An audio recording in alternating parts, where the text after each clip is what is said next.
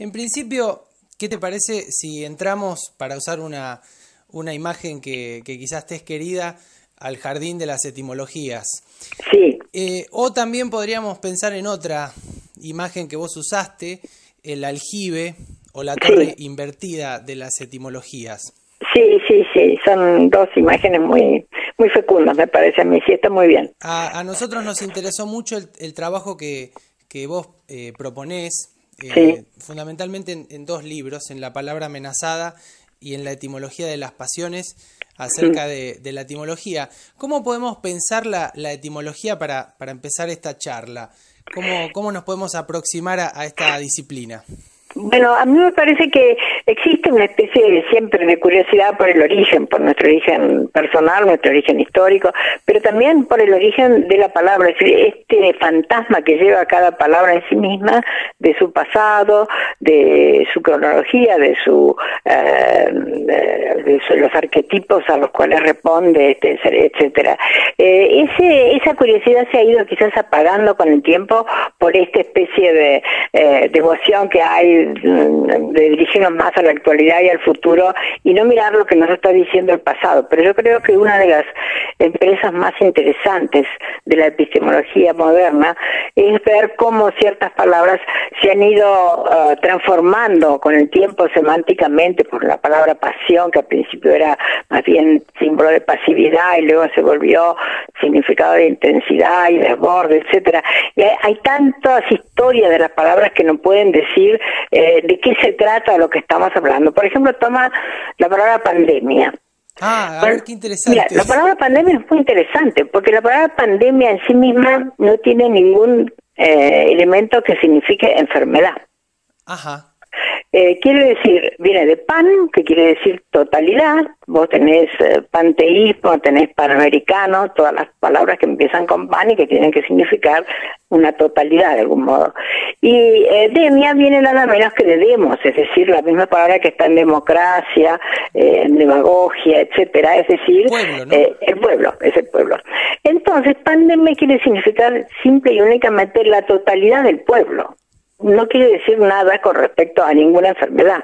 Lo mismo que epidemia. ¿Qué es epidemia? Bueno, epi es un prefijo griego, también lo es pan, ¿no? Que significa superficie, algo que de alguna manera rebalsa. La epidemia es, después adquirió este significado, es en el pueblo un acontecimiento que rebalsa lo esperado, las expectativas esperadas. Una epidemia es una enfermedad que alcanza a mayor cantidad de gente de la que uno se había imaginado en un principio. Entonces, lo que es muy interesante es que en esta palabra pandemia lo que asoma no es la enfermedad, es la totalidad. Y yo sabés que tengo la impresión de que más que la enfermedad, quizás lo que nos está golpeando en la conciencia planetaria es la idea de que por una vez somos totalmente todo. Y que eso es como una especie de revolución a través del lenguaje, a través de la palabra, que nos induce a cambiar nuestra noción de lo que es el universo para nosotros. Es decir, yo creo que siempre la totalidad, el pensar que podría haber un acontecimiento que asumiera la totalidad del planeta, es una cosa que siempre nos pareció utópica y que me parece que en el inconsciente colectivo, vos me dirás si es cierto o no, se relaciona con algún avatar de un poder extraordinario, es decir, solamente, digamos, una especie de Genghis Khan, un Napoleón, digamos, astronómico, podría dominar a todo el universo, ¿no? Es una especie... Es decir, que vos pescás a través de estas dos palabras la posibilidad de una intuición de que hay una totalidad, o de que en estos casos pertenecemos a una totalidad. ¿Es por ahí donde va el planteo? No, yo estoy apuntando justamente a que la palabra en sí no indica enfermedad, indica totalidad. Y lo que yo pienso es que cómo lo podemos interpretar hoy día, fenomenológicamente, hoy día se nos aparece esta palabra, cuando sabemos que no significa enfermedad, sino que significa totalidad, nos ponemos a pensar que quizás esa totalidad que a nosotros nos abrumaba como una posibilidad así demoníaca de que alguien se apoderara del universo, apareció la totalidad, pero apareció la totalidad causada por este bicho invisible, extraordinariamente invisible, y la totalidad del planeta es la totalidad de un hombre enfermo, de un ser enfermo, de un ser humano enfermo. Entonces es algo que nos da vuelta a la cabeza. Yo creo que estamos ante una revolución de la conciencia, no ya de la economía, que ya lo sabemos que la tenemos, y de la biología y de todo lo demás, pero también de la conciencia, que es parecida a la revolución de Copérnico o a la revolución de Freud, cuando se descubre el inconsciente, cuando se descubre que la Tierra, el Sol no gira alrededor de la Tierra, sino que la Tierra gira alrededor del Sol. Es de ese tamaño, y me parece que estamos todos como abrumados por eso. Y fíjate que, a mí me lo está diciendo la etimología. Sí. ¿Entendés lo que digo? Sí, claro. Bueno, estaba pensando en tu libro A la escucha del cuerpo, sí, donde vos trabajás ciertas nociones de enfermedad, etcétera, relacionadas con el lenguaje. Sí. Y pensaba también en esta hipótesis del hombre como se puede pensar al hombre como un ser enfermo. Digo esto en relación con la cuestión de la muerte, o quizá con la conciencia de muerte. En ese sentido sí, somos todos, somos seres que caminamos a la muerte y que sabemos, somos los únicos animales que sabemos que vamos a morir. Eso no está tanto en el lenguaje, salvo cuando decimos oír mortales, por ejemplo, cuando llamamos al hombre mortal, que estamos hablando de la conciencia de la muerte en nosotros, ¿no es cierto? Claro. Eso es verdad. A mí lo que me impresiona es que en esta idea de la totalidad de la pandemia viene la idea de una totalidad que que es como una cachetada a nuestra soberbia. En vez de ser la gente plena del planeta, somos un planeta aquejado de una enfermedad que, probablemente y posiblemente, afortunadamente, la vamos a superar, pero en ese momento somos una totalidad de enfermedad, y es como una especie de tropezón en esa soberbia que nos guía en general en la frecuentación, en la imaginación de la historia que vivimos día a día. Como vos comparándolo con los descubrimientos o con las hipótesis de Freud, se podría hablar de una herida narcisista, ¿no? De una herida narcisista. No somos una totalidad esplendente, somos una totalidad en una camilla, en un hospital donde nos morimos solos. En este momento la imagen tremenda es esa, de seres que están totalmente desvalidos, y no importa lo que hayan hecho, lo que hayan ganado, lo que hayan triunfado en la vida, mueren deshabitados completamente en una camilla de hospital sin tener ni siquiera el auxilio de los suyos. Es tremendo, es una patada frontal. Y esto en relación con la vejez, porque precisamente esta pandemia nos plantea cuestiones vinculadas con un sector de la población que parece ser el más pasible de ser afectado. Sí. ¿Cómo se relaciona esto con la vejez y quizá con ciertas medidas que hacen especial hincapié en el confinamiento de mayores de 70 años? Sí. ¿Cómo lo vivís vos? Bueno, yo lo veo también en este sentido como una especie de advertencia a la sociedad con respecto a una cierta ambivalencia que nosotros que creamos con respecto a la mayoría de edad. Es decir, que por un lado puede ser el recipiente de una cierta experiencia, de una cierta sabiduría, etcétera, pero después de golpe se nos trata como niños y tenemos que estar en casa y no podemos asomar la nariz afuera y tenemos que ser nada más que protegidos y no somos protectores, no podemos ser protectores, tenemos que ser nada más que protegidos. Entonces hay también como un descenso ahí en la categoría experiencial dentro de la sociedad que somos los viejos. Sí. De golpe nos ponen como si fuéramos niños, como si fuéramos los inválidos, los que tienen que ser cuidados. Tú has visto que ha habido una enorme protesta con respecto a esto y que en el arco político, gente tan diferente como Zaffaroni y Sarlo, todos se han puesto en contra de esta situación en que vemos que hay como un derecho inalienable, que es el derecho de caminar, el derecho de moverse, de transitar, que no lo podés conculcar de cualquier manera, sino que habría que pasar por algún, digamos, filtro legislativo o un filtro. Y yo creo que esa reacción me parece que es sana. Merkel lo dijo muy claramente, que es una cosa totalmente antiética, prohibir y seccionar a la sociedad, segmentar a la sociedad de esa manera prohibitiva. Una suerte de infantilización de la vejez, por un lado. Claro. Y también me parece que hay también una consecuencia que ya viene de hace un tiempo, que es el descarte de la noción de experiencia, sí, o del lugar, sí, del lugar que la persona mayor ocupa en la sociedad y bueno, un desprecio también quizá en ciertos discursos por una especie de improductividad, ¿no? A la que se asocia en un sistema capitalista a la persona mayor. Pero claro, hay una especie de sistema de rechazo y aceptación, y un poco también ahí se filtra el sentido de la juventud dorada, de la juventud que puede todo, etcétera.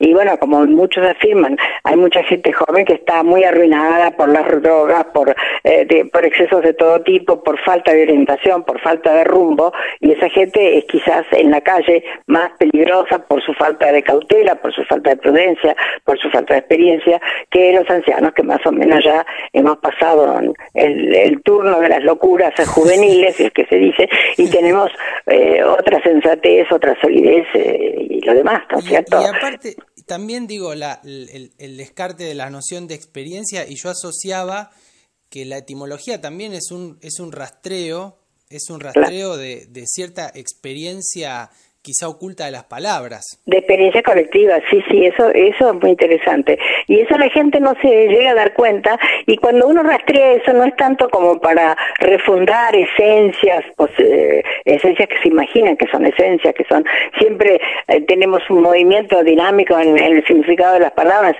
brota una especie de carozo con una imagen, después la imagen se va cambiando con el tiempo, se va transformando, y lo que se dijo en primer lugar ahora significa algo totalmente diferente. Pero lo que es interesante es justamente ver el recorrido, porque ese recorrido nos explica cómo va cambiando, cómo va transformándose la sociedad, la idea de la sociedad con el tiempo y con las canciones que tenemos. Por ejemplo, la palabra hombre, nosotros decimos hombre, y el hombre tiene que ver con el humus, con la tierra, es decir, la idea del ser humano que proviene de la naturaleza, que proviene de la tierra. Y la palabra man en inglés, que está mucho más relacionada con los antecedentes de la palabra mind, de la palabra mente. Es decir, que en el inglés, en el anglosajón, aunque tanto el español como el inglés en lenguas indoeuropeas, cada grupo de lenguas ha dirigido una imagen diferente. Unos ven al ser humano como mente, como caracterizado sobre todo por la inteligencia, otros ven al hombre en una perspectiva que si querés mucho más ecológica, siendo parte de naturaleza. Fíjate que eso es una dialéctica muy interesante. Claro. ¿No? O sea que la etimología no solamente es un rastreo por restablecer el origen de las palabras, como si trajéramos una esencia, sino una manera de problematizar desde este subsuelo de las palabras.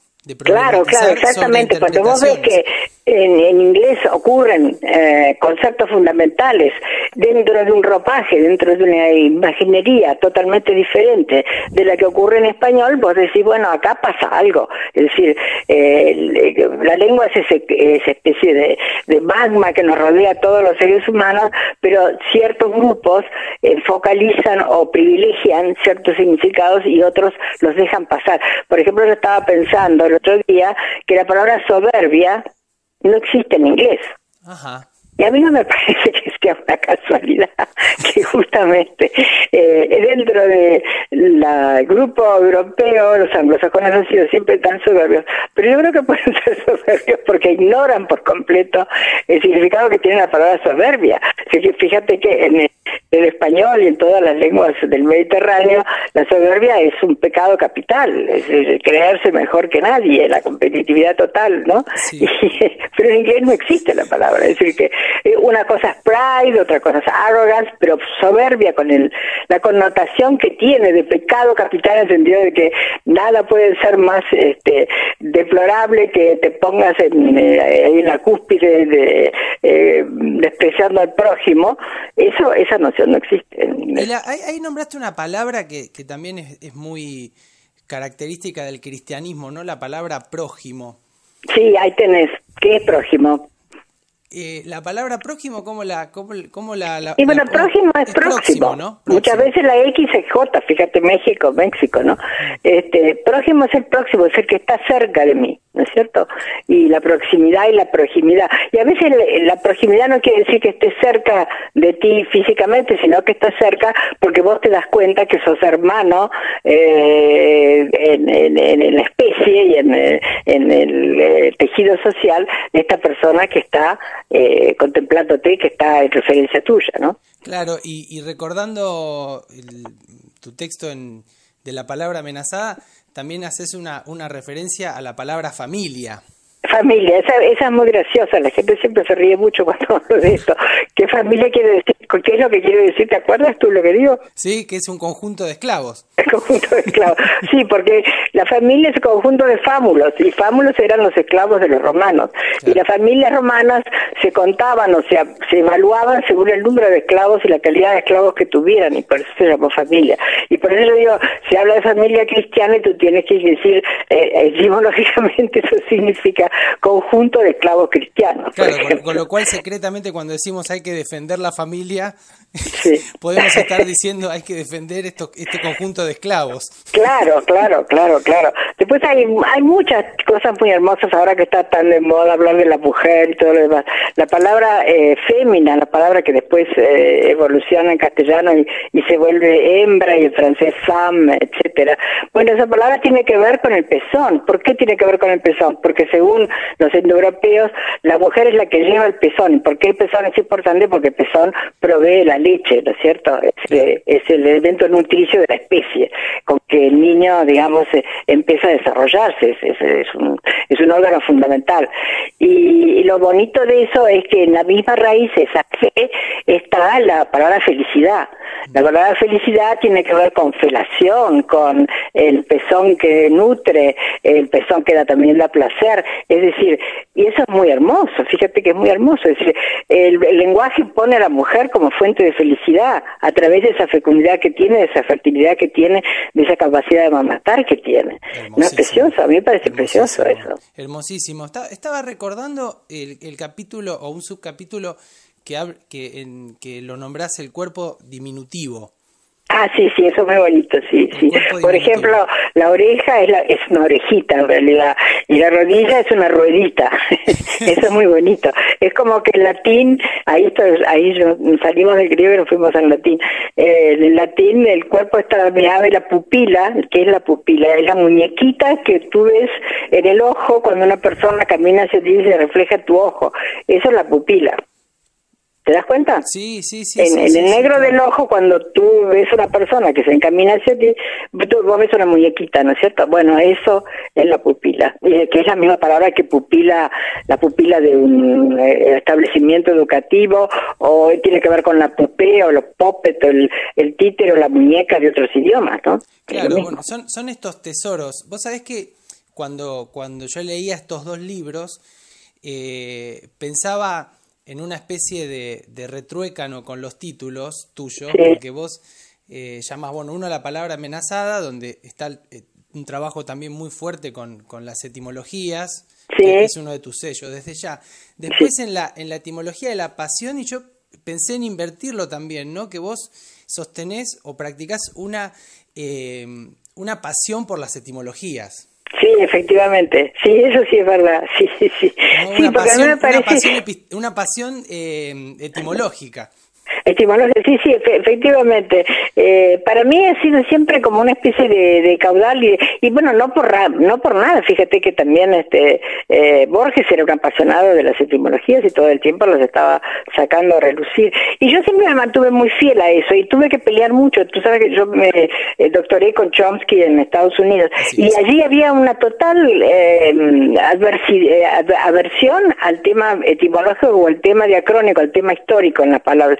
Había que saber la palabra con respecto a la lengua contemporánea, con respecto a los esquemas abstractos de los cuales tú puedes deducir cómo se generan las oraciones, etcétera, etcétera, pero todo lo que fuera una mirada hacia atrás, cuál era el significado, cómo se habían desarrollado, cómo se maduran las plantas, las palabras, todo eso estaba prácticamente prohibido. Y yo me he peleado cara a cara con Chomsky por esto, porque a mí me parece que es suprimir una provincia riquísima del conocimiento acerca del lenguaje cuando te apartas de la etimología. Y de hecho, si vas a ver, hoy día no hay cátedras de etimología en ningún lado, los diccionarios etimológicos son como curiosidades, lujos que se permiten cierta gente que está muy cerca de la filología, de estas erudiciones. ¿Por qué crees, o cómo podemos pensar esta especie de abandono de las etimologías? ¿Tiene que ver con cierto desprecio que se puede oler por la palabra, por el arte de la palabra, por pensar la palabra? Yo creo que tiene que ver un poco con eso, es cierto, porque yo creo que hay una gran decadencia del lenguaje en este momento, que por eso hablé de la palabra amenazada, que hay un gran descenso en la conciencia misma, en la idea de que el lenguaje es una especie de aventura extraordinaria que nos es concedida junto con el nacimiento, cuando adquirimos la lengua materna, ¿no es cierto? Y ese asombro, todo aquello que abunda, como dicen los economistas, se deprecia. Y como la lengua es algo que viene con todos nosotros, todas nuestras madres nos enseñaron a hablar, las madres todavía no cobran por enseñarte a hablar, claro. Entonces es algo que se da por sentado, y no se tiene que dar por sentado, se tiene que dar por parado, porque realmente cuando vos ves la enorme complejidad que tiene la construcción de una sola frase, esta frase que te estoy diciendo, que es única en el mundo, si cada frase que pronunciamos es un espécimen único en el mundo, esa engranaje maravilloso que tenemos en el cerebro, que nos permite estar todo el tiempo produciendo oraciones y palabras que encajan y textos que la gente puede seguir y puede aprender y puede repetir y todo lo demás, todo eso es fenomenalmente complejo, riquísimo, extraordinario, inaudito, y lo das por sentado. Entonces, a mí me parece que en eso hay como una especie de ceguera muy profunda, y por eso conviene remover todas esas escamas que nos impiden abrir los ojos y ver qué fuente extraordinaria de poder, de inspiración, de vida que es el lenguaje. Exacto, y pensaba, mientras te escuchaba también, en otro de los subtítulos que vos escribís, la cultura contra el lenguaje. Sí. La cultura, es decir, la publicidad que rebaja el lenguaje cuando lo repite de una manera chabacana y ensordecedora, la pobreza del lenguaje, el hecho de que todas estas nuevas innovaciones tecnológicas, que por un lado son extraordinarias y no me quejo de eso, ciertamente, pero también te suprimen mucho el caudal normal de elocuencia que tiene que tener la palabra. Cuando yo veo en los celulares esos mensajes de texto que tiene que poner el dedito en la letrita y hacer un mensajito lo más cortito posible para que la persona rapidito comprenda, estamos acostumbrados a hablar con telegramas, claro, y no son telegramas. Puede haber telegramas en momentos de urgencia, por cierto, pero en conjunto esto que estamos hablando, esto nos enriquece, nos expande, nos amplía, pero cuando tenés que escribir esas palabritas chiquititas en mensajes chiquititos para mandarlo rapidito, estás achicharrando tu capacidad de expresión, de comunicación, de contacto con el otro. Es tremendo, a mí me parece, yo no sé, bueno, tú eres mucho más joven que yo, así que no sé si te parece, pero para mí es una cosa prácticamente insoportable. Sí, no sé cómo lo ves tú. Es espantoso, yo soy una persona bastante reacia a lo tecnológico, y soy, bueno, como lector y como escritor, amante del lenguaje. Claro. Y entonces estas supresiones de las palabras, este cercenamiento, a mí, Ivonne, te confieso, a mí me duelen.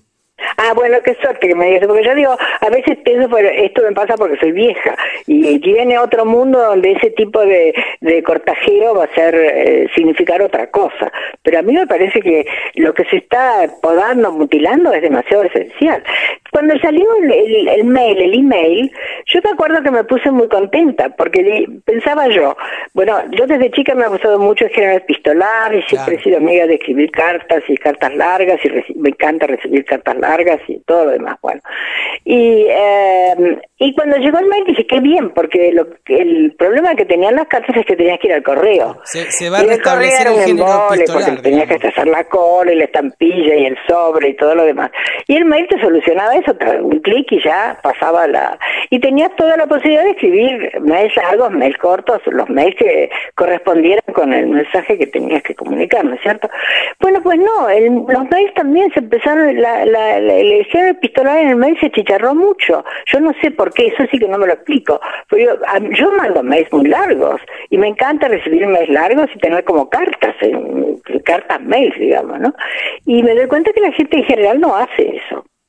Se apuran, comprimen. Comprimen y es como si estuvieran urgidos por una velocidad también irreal. Sí, achicharran todo. Eso también es una cosa tremenda y yo veo que entre tantos filósofos que hay sobre el sentido de lo contemporáneo, etcétera, no hay una reflexión profunda sobre qué ha pasado con el tema de la velocidad.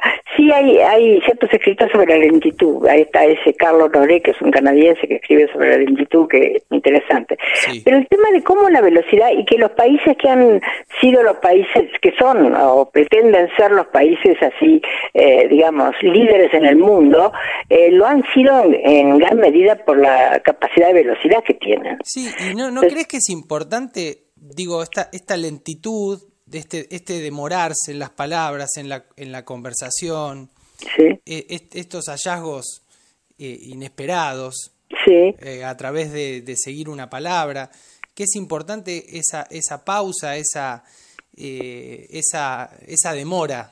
A mí me parece que justamente en este tiempo tan extraño, en que tenemos mucho más tiempo que el general, y que nos hemos de alguna manera desprendido de esa prisa y de ese estrés constante de correr detrás de las cosas, detrás de los trámites, detrás de los plazos, de los deadlines, de todo ese tipo de cosas, y de golpe nos sentamos a contemplar.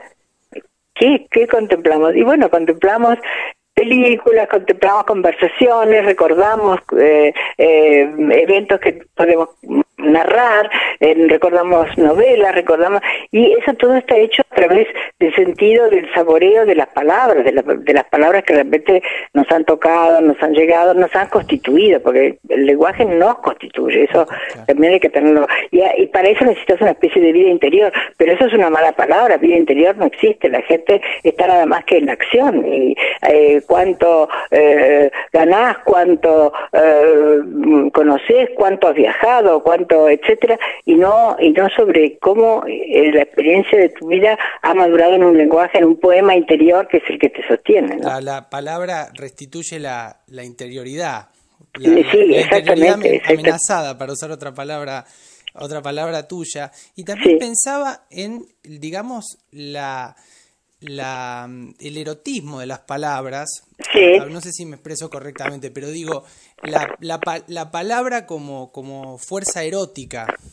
Y también lo asocié un poquito, quizá libremente de mi parte, con el sabor del saber, ¿no? Sí, o el parecido que hay entre las palabras sabor y saber. Sí, bueno, tienen la misma raíz, sí. Claro. Sí, sabiduría también, sí, todo eso es el gusto que tiene el conocimiento. Claro, eso es el saber. Y digo, cómo la lengua nos da pistas para pensar en el tránsito del conocimiento desde la sensorialidad. Exactamente. Sí, la lengua es muy sensual y la lengua se maneja por imágenes, por metáforas que son así como, digamos, las figuritas con las que cuando niños nos deleitábamos. El lenguaje tiene esa cargazón de apuntes al pasar que recogen, digamos, lo más hermoso de lo que te rodea, o lo más pintoresco, lo más notable, lo más específico de las cosas que están a tu alrededor, ¿no es cierto? Sí. Y que ahora que en un momento o en algún momento apareció la palabra infancia, Sí. recordé cuando vos decís que notás cierta injusticia en pensar la infancia como no hablancia o no hablar. Claro. Y lo asocié con una persona que es muy importante en tu vida y que vos también caracterizás como infantil, que es Alejandra Pizarnik. Sí, pero ella no era, en ese sentido no era infante, porque ella era fanática de la palabra y sabía expresar la palabra de una manera muy especial. Sí, pero tenía al mismo tiempo, en algunas de sus expresiones tenía una especie de inocencia, una especie de regreso a la fuente que es muy notable en ella.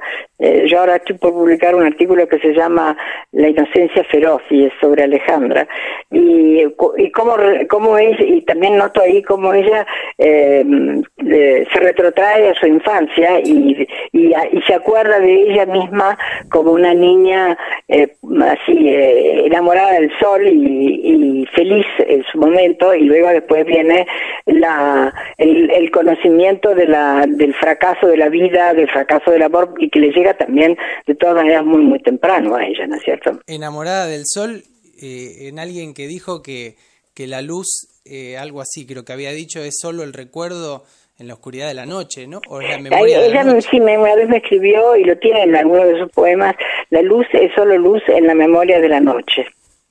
Y qué interesante que un retrato de esa niña enamorada del sol, que en la adultez habla del exilio de la luz.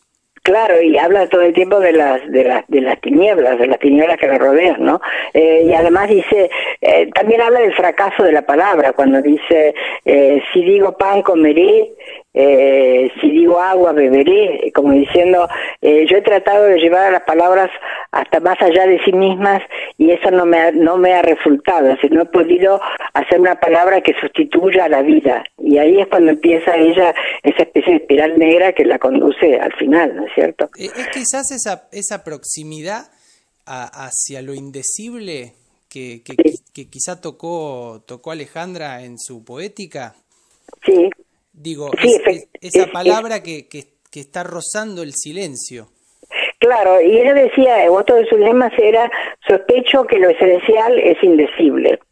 Y ella de alguna manera hizo toda la más extrema distorsión o esfuerzo físico en su vida para alcanzar ese otro lugar que sería lo esencial, y sin embargo se dio cuenta que las palabras no llegaban a eso. Y entonces ahí es donde ella de alguna manera tira la esponja y se ve de golpe que rodeada de una especie de un absoluto no propósito, no finalidad en la vida, y llega al final que había llegado. Pero lo que pasa que de todas maneras hay que pensar que ella es una poeta extraordinaria, porque justamente a esa inutilidad, a esa impotencia, le dio una voz extraordinaria que no encontrarás en ningún otro lugar en la poesía española, porque la poesía española ha sido bastante reacia a la contemplación del lenguaje como una posibilidad, pero también como un límite, y en cambio en ella eso se dio muy fuertemente, ¿no? Perdón que te interrumpí. En relación con la palabra contemplación, que la usaste 2 veces, sí. ¿Cómo es la etimología de la palabra contemplación? Bueno, debe tener algo que ver con templo, y templo tiene que ver con tiempo también, pero yo en este momento no te lo podría decir, y no sería honesto de mi parte lanzarme a improvisar, pero me parece que tiene que ver con todo eso, con tiempo, con templo, y con la idea así de que se precisa tiempo para contemplar, digamos, bordemos un poco sobre las posibilidades. La contemplación es un momento donde vos te sustraes al trajín cotidiano de la continuidad y te pones en otro lugar donde de alguna manera el futuro, el presente y el pasado se juntan, y estás como en otra zona, ¿no es cierto? Eso es la contemplación. Sí. Y bueno, para contemplar lo indecible, uso esta palabra porque la has usado, sí, en tus memorias, ¿no? Pero sí. ¿cómo pensar lo indecible en relación a la poesía o en relación a lo que recién estábamos planteando de la poética de Alejandra? O sea, bueno, a mí me parece que lo interesante es que yo creo que cuando uno progresa en el conocimiento, cualquiera sea el tipo de conocimiento, si es un conocimiento emocional, si es un conocimiento científico, si es un conocimiento poético, vos vas avanzando y vas avanzando en un mundo que se te va como ensanchando. Cada conocimiento ensancha tu conciencia, ¿no es cierto? Pero lo importante es que cada vez que se ensancha tu conocimiento, se ensancha conjuntamente esa membrana que rodea el conocimiento, que es tu ignorancia, lo que no sabes. Es decir, cada vez que avanzás en el conocimiento, si realmente has avanzado en el conocimiento, también avanzás en la conciencia de todo lo que no estás sabiendo, de todo lo que te queda por saber. Y entonces la hermosa pelea que se nos presenta a los humanos es ir cada vez, digamos, ensanchando, sabiendo que cada vez que damos un paso más se ensancha aquello otro que todavía nos está prometido para poder explorar. Entonces, ahí siempre, lo que tiene eso es que es una especie de faena, de tarea eterna, porque nunca vas a poder acabar por saber todo aquello que se va como dibujando en la oscuridad. Cada vez que vos metés una antorcha de luz en tu conocimiento, se crea una especie de espacio más nocturno alrededor. ¿Entendés? Es un proceso inacabado. Inacabable. Como diría el conde de Lotremont, una sed de infinito. Infinito, exactamente. Y además, y lo que ocurre es que para todos nosotros nuestra vida es un enigma, y por eso mi libro se llama Noticias de lo Indecible. Yo ahí presenté algunos episodios que me parecen relativamente centrales en mi vida, pero dejé afuera muchas otras cosas que me son muy caras, gente muy linda que me ha dado muchísimo, porque yo quería que el libro de alguna manera tuviera un principio y un final, ¿no es cierto? Pero de todas maneras, me queda por entender que, y ahora que ya soy grande y ya voy para el ocaso, digamos, ¿qué significó? ¿Cuáles son los ejes? ¿Qué es lo que me vino a decir la vida? La idea central del libro es que uno no es su vida, que la vida se enfrenta contigo a propósito de tu personalidad y te dice, ¿qué estás haciendo conmigo? Y la vida siempre nos supera, es decir, la vida es mayor que nosotros. Y entonces, en ese diálogo todavía, la vida me está preguntando como si fuera una esfinge, ¿cómo me ves? ¿Cómo te ves conmigo? ¿Qué te estoy dando y qué me estás dando? Y esa pregunta es irrespondible, digamos. Una vejez que se interroga de puntas de pie al borde del precipicio, escribiste alguna vez. Exacto, esa sería la cita, muy bien. Creo que me has leído muy bien. Está muy bien. Te he leído con mucho placer, la verdad. Vos que justamente hablabas de este ensanchamiento del horizonte. Bueno, recién hablaste de esta pregunta frente a la esfinge de la vida. Sí. Me aparecen varias cosas, pero la primera, ¿cuál es la tarea del poeta? Porque en un momento dijiste la tarea del hombre, ¿no? Sí. ¿Y cuál considerás vos que es la tarea del poeta? No en un sentido de un deber ser ni nada por el estilo. No, sí, lo que él se propone como ser común, como en su oficio de poeta, sí. Exactamente. Sí, bueno, justamente me parece que lo que quiere el poeta es despertar las palabras, mostrar cómo las palabras de alguna manera se enfrentan con la vida, son como animales que están dormidos porque la conversación cotidiana los aplasta o los achata, y de golpe vos te das cuenta que las palabras no solo son útiles de información o útiles de organización, de ordenamiento, son como mensajeros de una realidad que nos supera. Y cuando vos le das a la palabra ese puntapié que las despierta y te das cuenta que significan otra cosa, que brillan de otra manera, que tienen un color que no sospechabas, ahí estás frente a un poeta. Si vos conseguís ese despertar de las palabras. Y bueno, los grandes poetas hacen eso, siempre te muestran cómo hay un costado de la palabra o un costado del lenguaje que vos no habías explorado y que está allí, que estaba esperando ser conocido. Despertarnos de palabras. Sí, hacer despertar las palabras para que nos comuniquen de verdad el mensaje de la otra realidad que nos está esperando. Y también vos has dicho o escrito que la palabra poética es violencia contra la palabra establecida. Claro.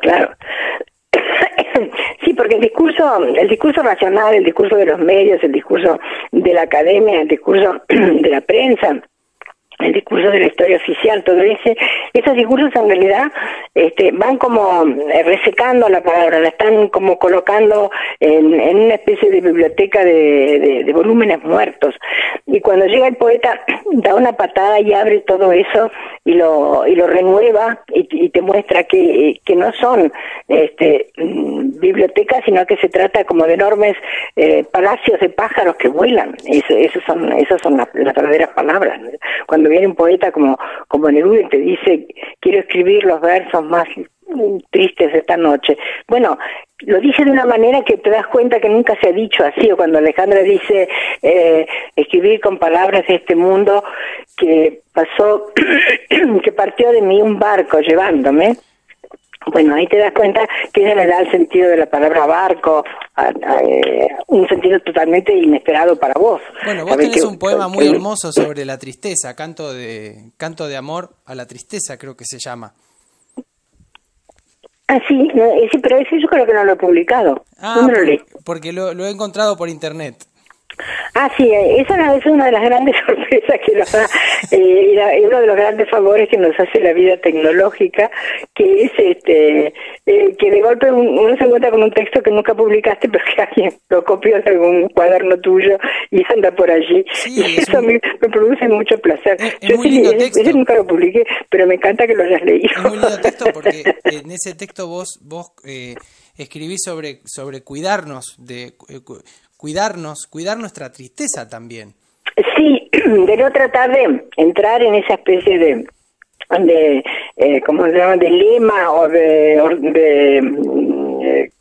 ¿cómo nos llaman esto en los talleres? De consigna, que consiste en ¿cómo se llama? En mostrarnos felices, dichosos, satisfechos, etcétera, cuando hay tanta tristeza, y la tristeza tiene su lugar, tiene su dignidad, su gracia de algún modo, y que lo terrible es cuando tratamos de aplastarla, caricaturizándola y mintiéndonos que no somos que no estamos tristes, sino que somos felices. Y bueno, el poema iba sobre eso. Sí, pensaba en cuidar la tristeza, y en otra expresión tuya que también es hermosa, que es cuidar la palabra. Sí, claro, cuidar la palabra también, es decir, darle espacio a la palabra, quedarnos mirando cómo la palabra de alguna manera nos va como llevando de la mano, como llevas a un niño a veces, para mostrarte que hay otra cosa más allá de lo que siempre se dijo acerca de esa palabra, de que la palabra cómo fue la palabra definida en un diccionario. Y yo creo que hay un gran descuido de la palabra, y creo que la gente no se da cuenta hasta qué punto hay como un desfonde de la palabra. Por ejemplo, antes nosotros decíamos que nos moríamos de risa. ¿Y ahora qué? Nos cagamos de risa. Antes nos rompía, para preparar un examen yo me rompía el alma en mi tiempo. Claro. ¿Y ahora qué te rompes? Claro. ¿Qué te rompes ahora? Ahora te rompes el culo. Bueno, ¿viste? Entonces es como que se hubiera sentado al lenguaje en un inodoro y lo estuviera viendo así. Es muy triste eso. Yo creo que la gente está totalmente inocente, y cuando dice me estoy cagando de risa no piensa para nada en la operación de cagar. En la operación técnica de la deposición. No están pensando en eso. Pero ¿por qué han dejado filtrar esa vulgaridad? No es así. El lenguaje no merece eso, ¿no te parece? Sí, y por otro lado creo también que en ese filtrar la vulgaridad permanentemente en lo cotidiano también se pierde el lugar del insulto y de la blasfemia. Eso claro, porque se desgasta. De tanto decir, al final no quiere decir nada. La blasfemia es importante. Claro. Si nosotros en nuestro habla cotidiana estamos permanentemente insultando, claro, perdemos la dimensión políticamente incorrecta de la blasfemia. Claro, porque al final de tanto usarla la cepillamos y pierde toda su virulencia, la necesaria virulencia, porque yo creo que a veces es necesario blasfemar y es necesario insultar, pero naturalmente en este mundo cuando el insulto se vuelve pandémico, entonces no tiene ya más sentido, no tiene la importancia, la vigencia que tenía antes. Eso es así, sí, es así. Sí, hay muchas maneras de de desfondar el lenguaje que nos tienen que, de alguna manera, alarmar y nos tienen que proponer una mirada, una actitud mucho más constructiva y más imaginativa, más creativa, dándole otra forma, otro vuelo, otras posibilidades, ¿no? Levantar vuelo. Ivonne, gracias, la verdad que es un placer conversar con vos. ¿Te quedó algo por decir? No, la única cosa que yo me hubiera gustado hacer, y eso sí lo digo ahora, es que me parece que en este tema de que estamos aislados y no nos podemos abrazar y no nos podemos besar y no podemos estar unos con otros como acostumbramos a estar cuando somos felices, me acordaba mucho del tema de la presencia, es decir, cómo a pesar de que tengas Skype, a pesar de tener comunicaciones telefónicas, falta ese plus que da nada más que la presencia física de la otra persona. Claro, no hay presencia. La presencia te manda una energía o requiere una energía o te ofrece una energía que nada de las otras cosas que se producen tecnológicamente puede sustituir. Y me acordaba yo de esa preciosa estrofa del cántico espiritual de San Juan de la Cruz que dice: descubre tu presencia y máteme tu vista y hermosura. Mira que la dolencia de amor ya no se cura sino con la presencia y la figura. La presencia y la figura que cura la dolencia de amor. Eso está tan bien dicho, ¿no es cierto? Te agradecemos mucho y te admiramos mucho. Bueno, yo les agradezco mucho a ustedes la atención y también el hecho de que no han sido improvisados, sino que han leído y se han empapado más o menos de mi pensamiento, y eso es mucho para los escritores en este momento. Sí, y vamos a seguir, a seguir seguro empapándonos. Que sí, seguro que sí. Un abrazo grande. Abrazo grande, Ivonne, muchas gracias. Hasta luego, cariños a Sofía. Le mando.